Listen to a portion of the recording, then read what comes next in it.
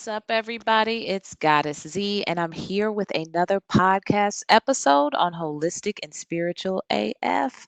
I hope everybody has been taking care of themselves, mind, body, and spirit, because that's what it's all about. If either one of those things are out of balance, then we are out of balance, and we don't want that, okay? And if this is your first time hopping on this podcast, welcome to the Holistic and Spiritual AF community. Be sure to hit that like, comment, follow, subscribe if you're into topics such as ancestral wisdom, esoteric practices, alchemy, metaphysics.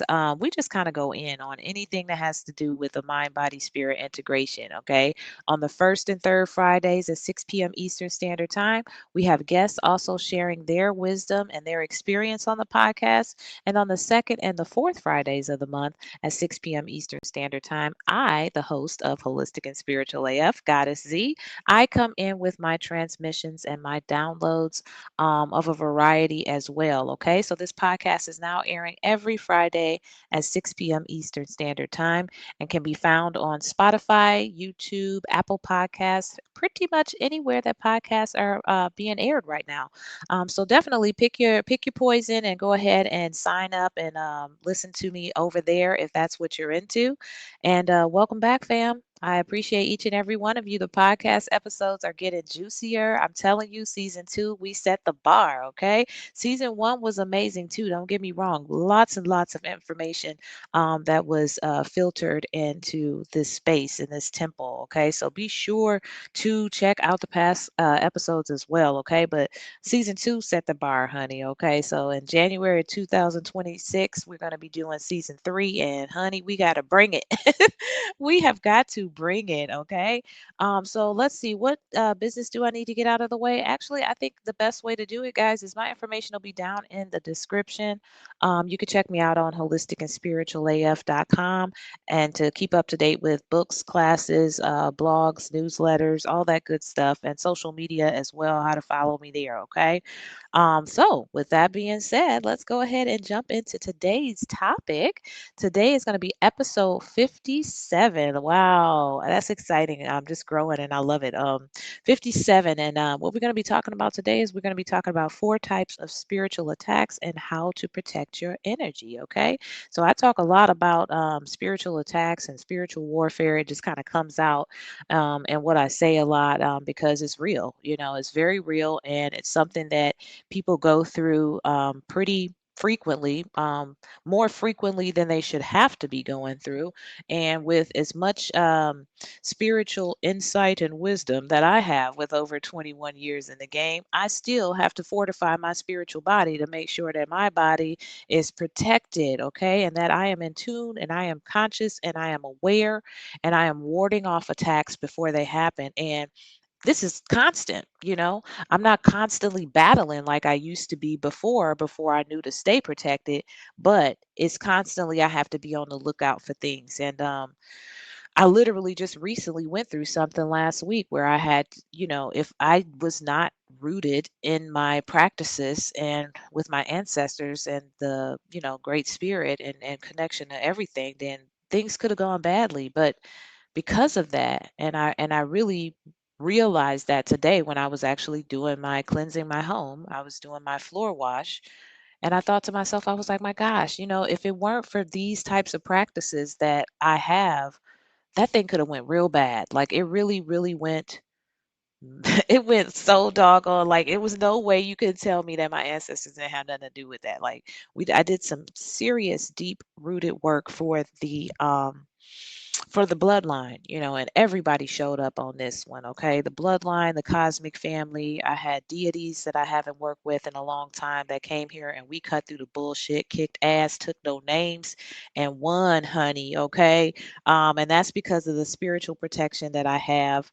And that I embody, and the fact that I keep on showing up. Okay, so that's what I wanted to talk about today. I was like, you know what, that's what we're talking about, because a lot of people, like I said, are walking around experiencing spiritual attacks, and we're talking about everything on social media. I'm talking about, we talk about some advanced like PhD topics, like you got to have some serious practice and discipline to even make it to that point, but we're not talking about the basics. And that's why I talk a lot about what I do, because the basics is how I started. And B, the basics never get old. Okay. These are the foundations and foundational practices of spirituality. Like, so if you're just beginning your journey, you'll want to learn these things. If you're in the middle, if you're at the end, if you're more advanced, you're still doing these things. You should still be doing these things. Okay. And so, yeah, that's what we're talking about today. And I'm just bringing up four types of spiritual attacks. There's other ones, there's deeper ones. As always, these kind of overlap each other.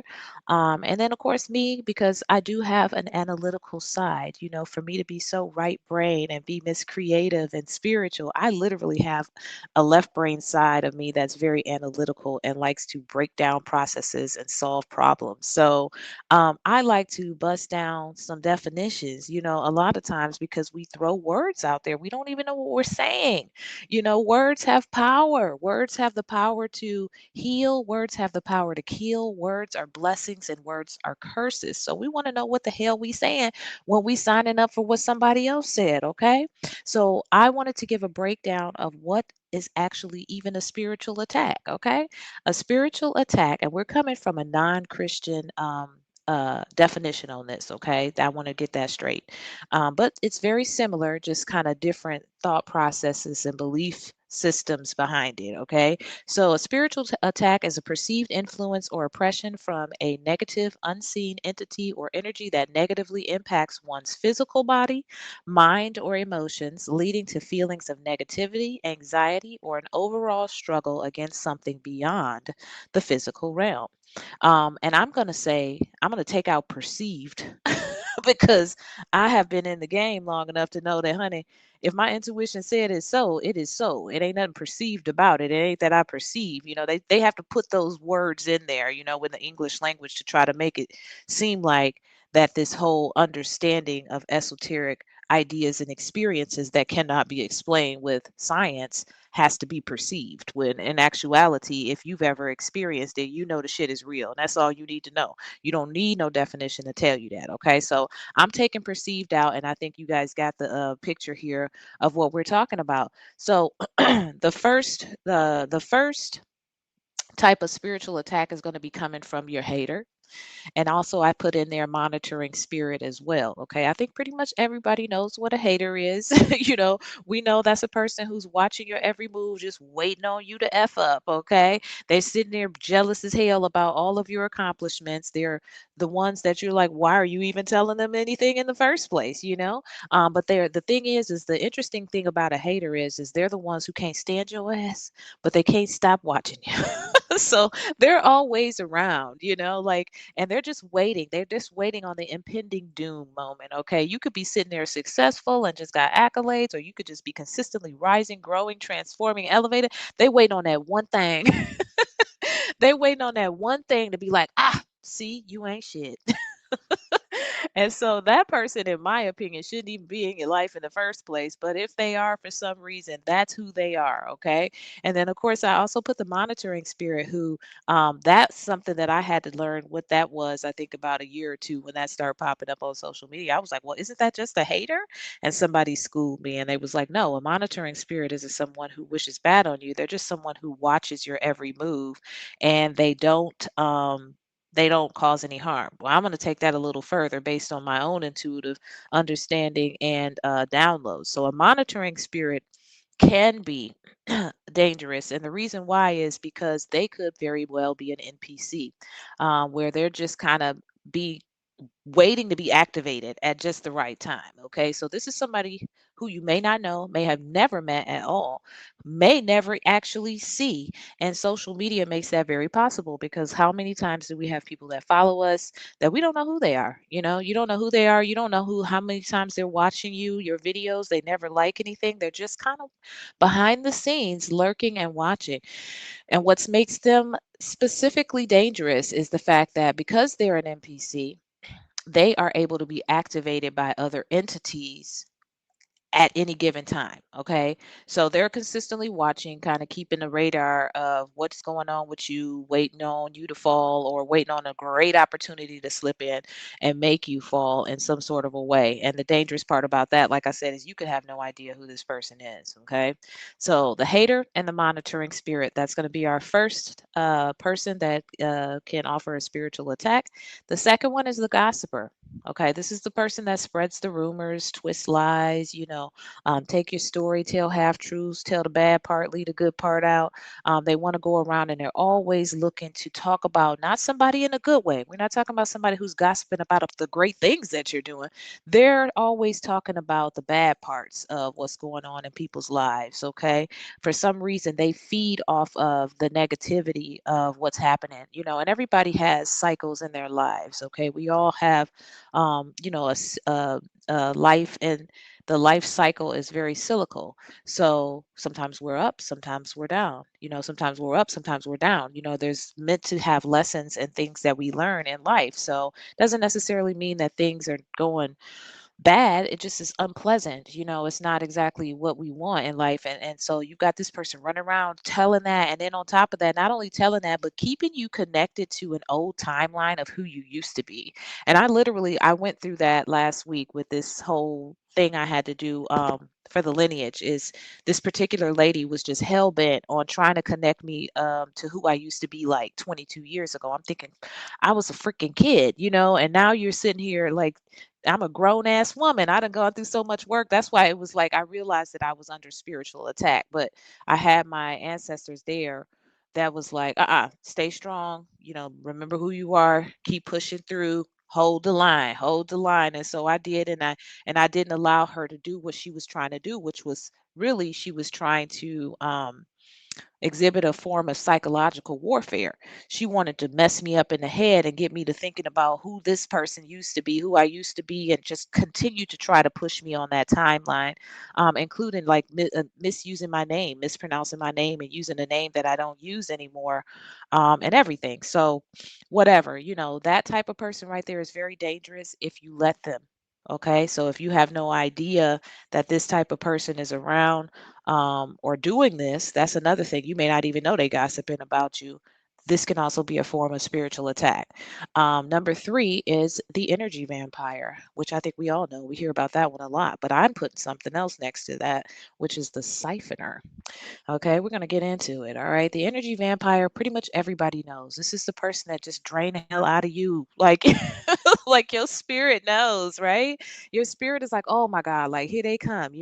Every time they call, you sitting there looking at the phone, like, don't answer it. Like your spirit is pretty vocal about the energy vampire because you can just tell it's the person that calls and all they want to do is dump, dump, dump, dump. And then, or it's me, me, me, me, me, me. And every time you try to redirect the conversation just a little bit, just get in there. Okay, I got to go. Right. And then you get off the phone and then you're freaking drained.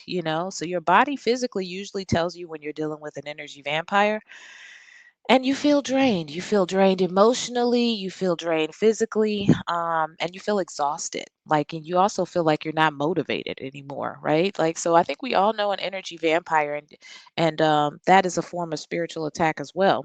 Now, the siphoner, on the other hand, is the one you got to watch out for. If you ask me, out of all of these, the siphoner is your most dangerous one. The siphoner and the monitoring spirit, because the monitoring spirit is somebody you don't know. You don't have a clue who this person is. Okay. So that kind of makes them dangerous. But the siphoner, on the other hand, is going to take the opposite approach, okay, than the hater. See, the hater is going to let you know, I don't like you, okay, but I just can't stay away from you. The siphoner is going to do the opposite. Oh, you're so amazing. Oh, I'm so proud of you. Oh, they're constantly wanting to be in your energy field. And you may think, wow, this is great. This person's a real supporter, right? And really, what they're doing is they're feeding off of your supply of light, particularly if you're somebody who emanates a lot of light. Okay. Now, you may be more powerful than you know. And that's another reason that practicing spiritual protection and being conscious and aware, utilizing your intuition, being connected to your ancestors, all of these things are going to be defenses in a spiritual warfare that we're constantly on a daily basis in. And I say this all the time.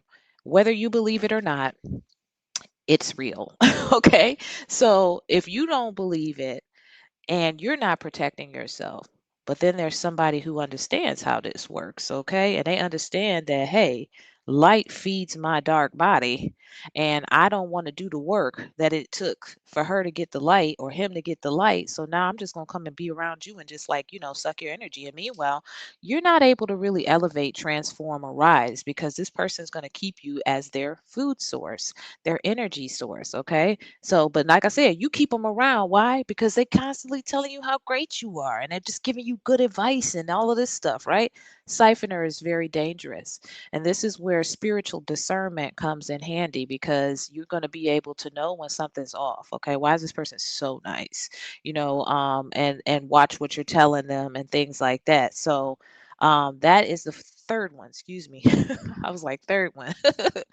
The energy vampire and the siphoner. Okay. And then the fourth one is going to be the binder.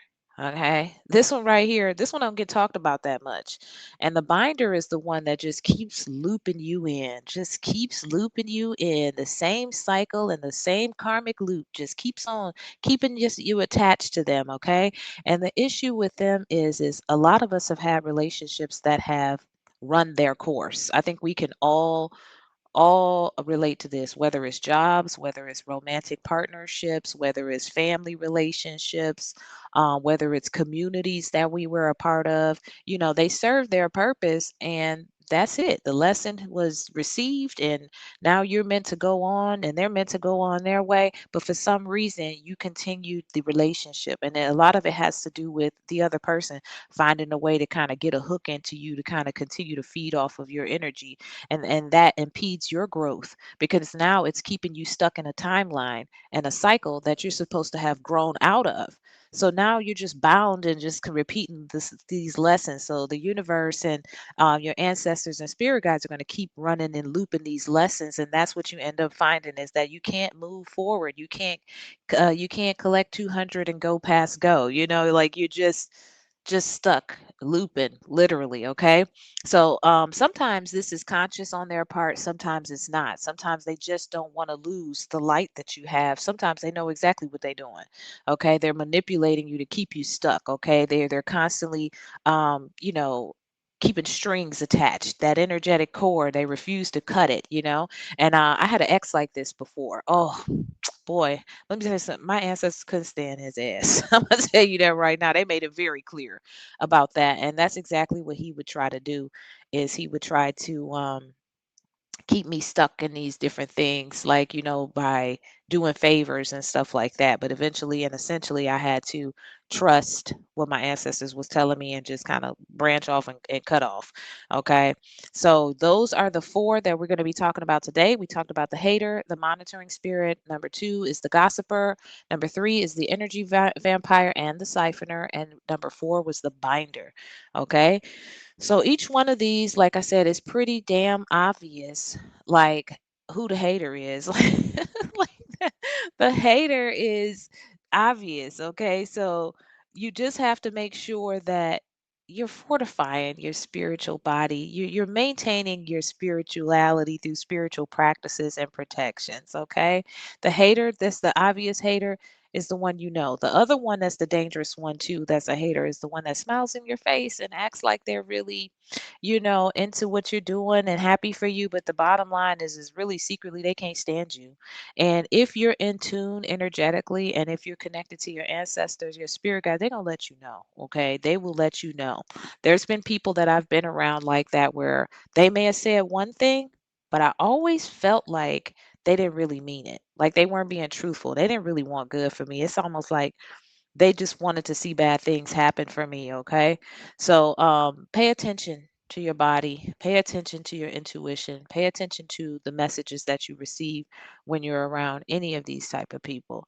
And the best way to cut this person off would be to cut them off. And I'm just going to run that down the line. Like, why, if you know that there's someone that's keeping you stuck from transforming and growing, and this is something that you want to do, then why would you keep them around?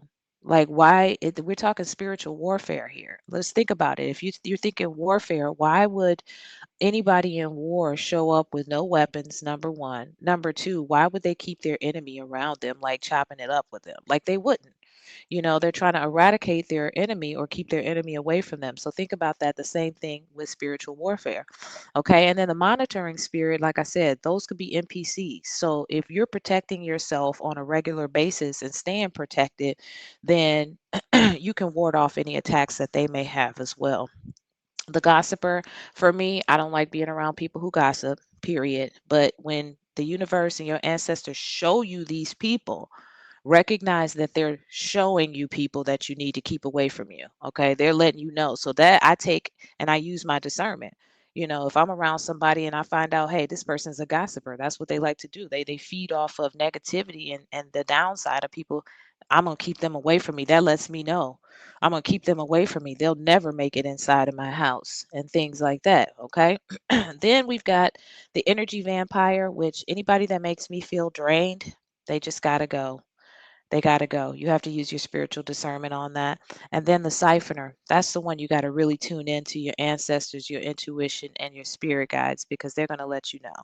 And you'll be able to tell when somebody's BSing you. Okay. You'll be able to have that kind of spiritual radar where you know something's off.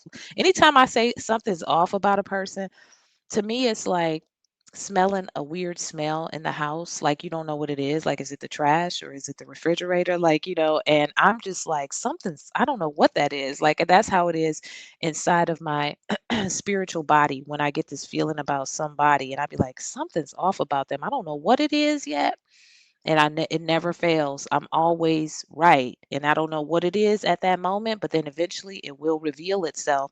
But what it does for me is it gives me that protection to know, keep some distance on that one. Okay, just watch that one a little closely. And when I do that, I'm able to see, like I said, things are revealed. And that's because, like I talked about at the beginning, when I stay fortified and spiritually protected, I'm able to prevent things or be aware of things happening before they actually happen. That kind of goes back to those five spiritual gifts I talked about. I think it was episode 40 when we talk about claircognizant, that inner knowing. That intuition. Your intuition is going to be your bestie. Okay. Use it, strengthen it, develop it, trust it, you know, because like I said earlier, my intuition is correct 100% of the time. I don't perceive nothing. I'm perceptive and intuitive, which is a double whammy for somebody who don't see me coming. Cause like when my intuition don't pick up, my sight gonna get it. I could scan a room in no time. Like I can come in seconds. I've put pieces together and the clues that are coming from my intuition. Okay. So definitely energy vampire, want to watch out for them. Or the gossiper, excuse me. And then energy vampire, we already talked about. They drain you. It's the siphoner you got to be careful of as well. And then the binder. Oh my gosh, the binder. I think everybody knows this because I've heard people say this over and over again. Man, you know what? That relationship lasted way longer than it was supposed to. You know what? I knew it was time to cut it loose. Your spirit knows. Okay, there's a time that's like almost expired, and then there's like a little bit expired where maybe you can still drink the milk a little bit or whatever y'all drinking, or the sour cream or something. And then there's like way past due and expired. Like if you drink that, you're gonna get sick. And so I think that our spirit also nudges us the same way, our ancestors as well. At the end of the day, we still have free will, so we're going to do what we want to do. And what's the worst that could happen but a lesson and maybe being set back on your journey a little bit? So it's kind of up to you how many times you want to do that.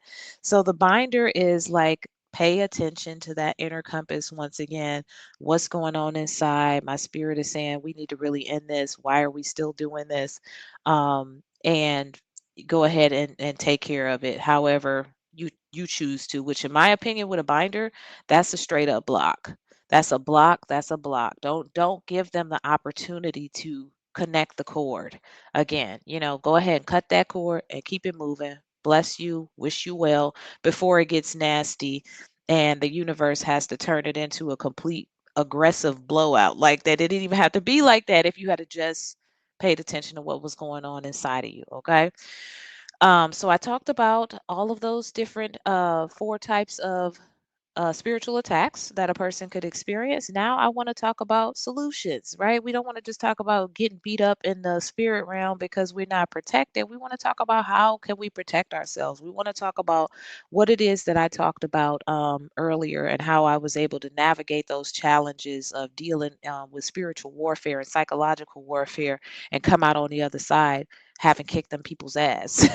And I love that because, like, the way we did it, I was like, come on, man. This was like divinely orchestrated, the whole entire thing. And I love it. Um, but in order to do that, it's because of the spiritual maintenance and the practices that I do on a regular basis. So number one on my list is always going to be to work with your ancestors. Okay, I always say connect with your own ancestors because your ancestors are going to be the first line of defense in the spirit realm. Okay, and the unseen and the esoteric realms. Okay, so while you're learning to develop both your intuition and your relationship with your ancestors, they know that, they acknowledge that, they respect that. They're going to give you that extra protection that you don't know how to do yet. Okay. Now, whether you're doing anything or not, your ancestors are protecting you as well, but they can only do so much without any kind of ashe or energy behind it. Okay. Some of your ancestors want to protect you more, but because you're not actually talking to them, you're not actually praying to them, you're not actually leaving them a glass of water, you have no altar set up for them, they have no power. That's all there is to it. I'm going to call it just like it is. They don't have the power to assist you the way that they would like to and come up and protect you. You're not listening to them. Okay. So that's the first thing you want to do is start to work with your ancestors. Okay. And that shows up in daily gratitude, small offerings, quick check ins, building a protective relationship, just starting to build a relationship with your ancestors. Okay. And I talked about, I've got my How to Build an Altar book on my website, so be sure to check that out if you're interested in learning how to set up your altar. Another thing is prayer and devotional practice. Okay, we don't talk about prayer enough, and I don't know why. I guess maybe it's not trending. But prayer is powerful. Okay, we talked about words and the fact that words are spells, honey. Words are spells. Words can be curses, but words can be blessings. I also talked about words having the power to heal, the power to kill. All right.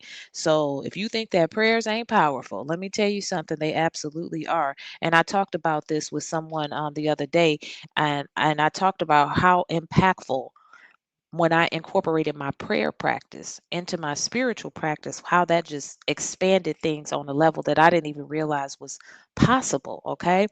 And one of the things that I also mentioned was the fact that I know that prayers are real and I know that prayers work because when I was out there completely disconnected and I was doing whatever I want and living life in a fast lane and on self destruction, my mother used to always say, I'm going to pray for you. I'm praying for you. My daddy would be like, I'm praying for you. I'm praying for you. And guess what? I truly believe that their prayers kept me into a certain space until I was able to come back around and be on this side of the fence and actively connected to spirituality. So, prayers are also very powerful, guys. Okay.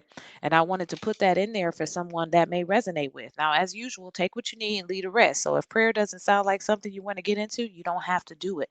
Just create some sort of a practice that gets you in alignment on a daily basis, and that includes protection. Okay, before you go out the door, you don't know how that can protect you from wrecks. You don't know how that can protect you from missing certain people. There's been times where I was getting ready to go somewhere and I, for some reason, couldn't find my keys. And I'd be like, where in the world are my keys at? And I'm talking about I'm looking for keys for like 15, 20 minutes, right? 15, 20 minutes. The next thing you know, I find the keys and I go on my way. And as I go, I just missed a wreck that happened. Those types of things, you just never know. Okay. So just keep yourself protected and have some sort of morning practice that gets you in alignment. For me, it's meditations. For me, it's a combination of different things. I just practice some of this stuff, on different days, because that's just it's in my toolbox now. Something else that can help you with protection is spiritual baths. I love this, okay? And I do this regularly and frequently.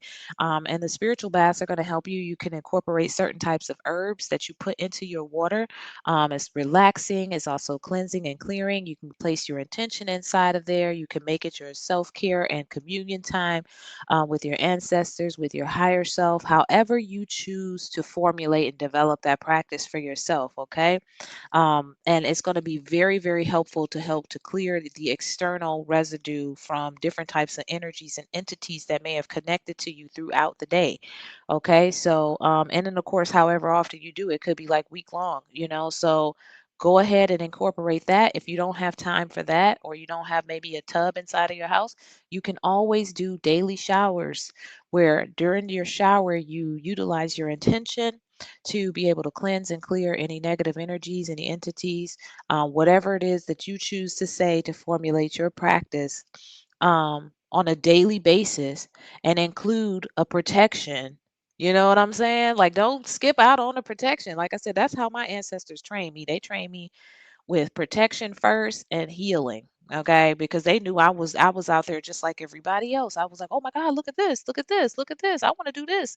And I was doing all of these things and I was starting to open portals up. And so they're like, wait a minute now, don't get hurt out here. Like, especially when you barely talking to us. so so they helped me to learn the foundation. And also what was important about that for me, and I'm going to put this in here too for anybody that may potentially be a healer who may not have completely activated that part of themselves first. That was very crucial for me to understand protection of myself first. And then before I started getting into energy healing with people, I knew how to protect myself. I knew how to not take on what my client had. And I also knew not to put any of my stuff on to the energy body of the person that I was working with. It was very, very important to have learned that way, and so that's going to be very important for anybody that may go out and go on to be a healer. You're going to want to know protection, okay? Because you're going to be working with people whose energy bodies have all kinds of stuff on them. You don't want to put your stuff on them. You don't want to take on theirs, okay? So spiritual baths, very important. Home cleansing, like I talked about, how this whole thing got started for me, which was the floor mop washes that I did with different herbs. I put rosemary in mine and some other things, and of course, lots of intentions and prayers. Okay, and then of course, some people we talk about sage. Sage is good for cleansing the home, and Palo Santo. Okay, sage is going to cleanse and clear everything. All right. So sage is going to cleanse and clear all the negative energy, going to clear everything, really. It's just going to kind of give you a reset. Whereas Palo Santo is only going to clear and cleanse the negative energy. So it depends. Once you know these things, the more you know, the more you grow. Okay. So, and of course, you develop your own practice. So that's the important part of this is learning to get into the discipline of practice. And it doesn't have to seem so much like work. It's actually really exciting. And expansive to be able to have the experience yourself and be like, oh, okay, this is what it means for me. This is what it feels like for me. And most importantly, you stand protected. So if you got haters out there and they're trying to do whatever it is bouncing off. It's bouncing off of your aura, your energy field. It's not even touching you. It's not affecting you. As a matter of fact, what's happening is you're becoming aware. Like they're actually presenting themselves and you're like, oh my goodness, I didn't even know that was an enemy. I didn't know. I thought that person liked me, so you're starting to have the awareness and consciousness as you develop your own spiritual body, okay? And then, of course, let's see, we talked about trusting your intuition. And intuition is going to be your bestie, okay? Because intuition is going to be through the whole thing, always, okay? It's your bestie. Just think about it that way. It's going to trust your body's nose and learn the different ways that your intuition speaks to you, okay? Sometimes you may hear an actual telepathic voice. Sometimes you may just feel something in your gut. Sometimes you may just know something off, like just learn the different. Uh, Languages and expressions of your intuition so that you begin to trust it like so. Let's see. Physical protections, I like this too. Lots of people run around wearing crystals, and there's nothing wrong with that. So, crystals are also a way of creating some sort of protection around yourself. Now, I will say this because most crystals are. Um, doing some light work, you may want to put some prayers into it, So, like, that's another reason that prayers are powerful. It's how you use them, okay? So, a crystal just by itself has some healing capabilities to it, but if you wanted to do some protection type work, you may want to tell it to. Okay, so physical protection such as crystals, mojos. Let's see, I don't have my crystal. I got my crystal bracelet on. I got my crystal bracelet next to the one with the evil eye. I love it.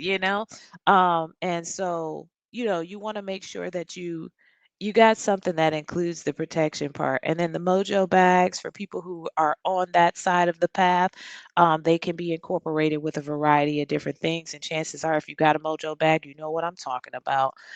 It could be sigils, a written seal, all sorts of things. You could put these on your body. You could put them in your car, in your home. You could put them under your pillow, depending on their different properties and functionalities. But so that's also going to help you to have some protection on a regular basis. You can do one of these, you could do a combination of these. Like I said, I do a combination of all of these. Let's see, project hygiene. Keeping your plans private until formed. This is probably going to be one of the biggest and the easiest and the best, which is just mind your business. Just do it. You want to tell somebody, tell your ancestors. You want to tell somebody, tell your spirit guides, because they always going to be happy for you and they always going to help you. Okay. And they also may say, maybe that's not it. Maybe you should be looking this way. Or what about this?